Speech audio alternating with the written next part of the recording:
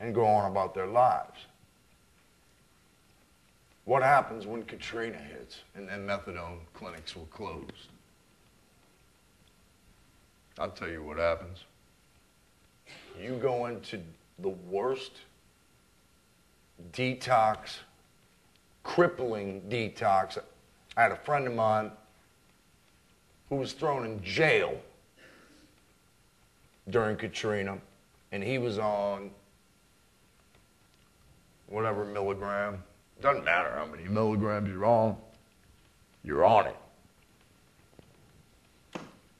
He had to detox in jail. He was so goddamn pathetic, they had to throw him in the hole by himself, take him out of the populace. The only way I can describe coming off of methadone is falling from a 50-story building every 3 minutes of your life. Every 3 minutes of your life is terrifying. That's why people can't come off. You get me? It's fear. You don't start playing music to get to dope or drugs or booze. You don't. You start playing music because you love it, man. Am I right? Huh? You bet your ass I'm right. You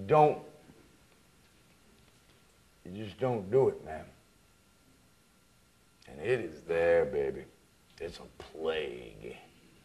And I know you damn youngsters, boy, I tell you, man, each generation gets more extreme and more extreme. I don't fear you. I feel sorry for you, man. But it takes will, and it takes the overcomer to give the bird finger to it and say, I got a gig to play, bro. Because once you start chasing your tail, I'll end it like this. No matter how great you were, how great you are, whatever you think, don't matter what magazines say, it don't matter what your fans say. It matters what's going on with you. There's 2 points.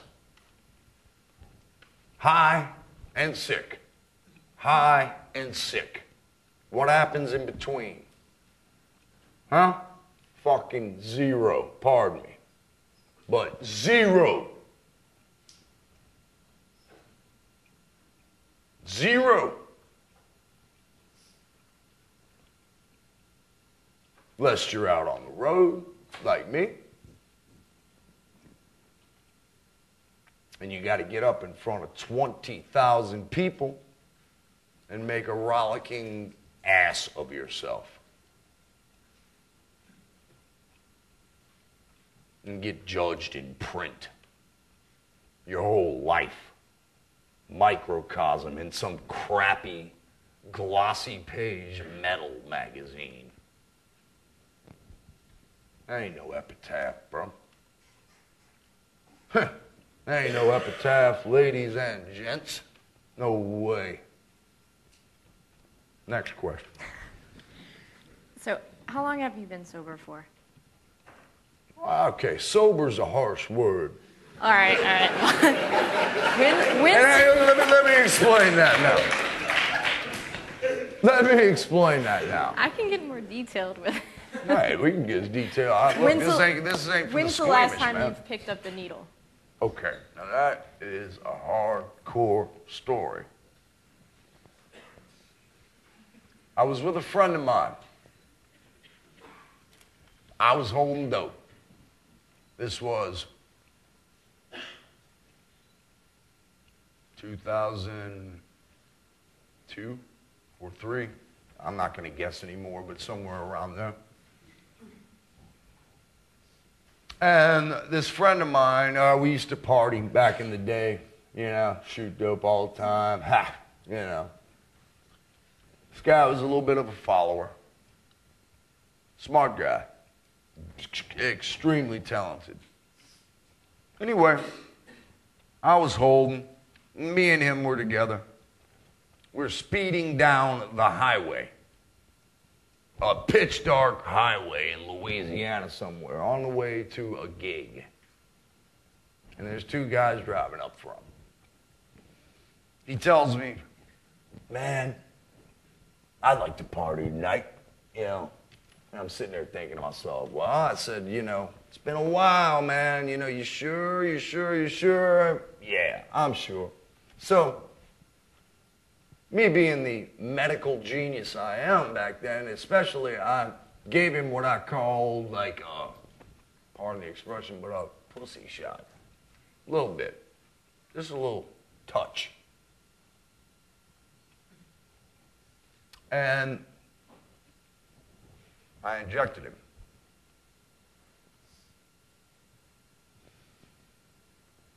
I asked him, how you feeling, bro? He's like, good, man. Someone up front asked me a question. Just like that quick. I turned around, I answered, I turned back around. This dude was stiff, his eyes were closed, and his lips were like that, tight. And I said, hey, I called his name several times. No answer. Boom. I'm freaking out. I grabbed this dude, and he is as rigid as rigor mortis. And I'm grabbing him, and I'm shaking him, and I'm shaking him, and I'm pulling his beard, and I'm slapping his face, and I grab the ice cooler, and I reach down his damn pants. I'm putting ice down his pants. My friend, who I've known since I was 16 years old, is overdosing. There's no damn hospital. Speeding down the back roads of Louisiana, I'm looking around, I'm freaking. I don't know where to tell these guys to drive. And my friend he's dead. I freaked out. And I reared back, and I went, boom, right in his chest. Boom, his eyes popped open. One pupil was looking this way, the other one this way. Kind of like the actor Marty Feldman. And I was scared, man. He wasn't back yet, man. He looked crazy. I was thinking brain damage, retardation. I didn't know what was going on. I hit him again. Boom! And his eyes went, right back together. And he's like, whoa, whoa, whoa, whoa, man, whoa. And I'm like, oh my God.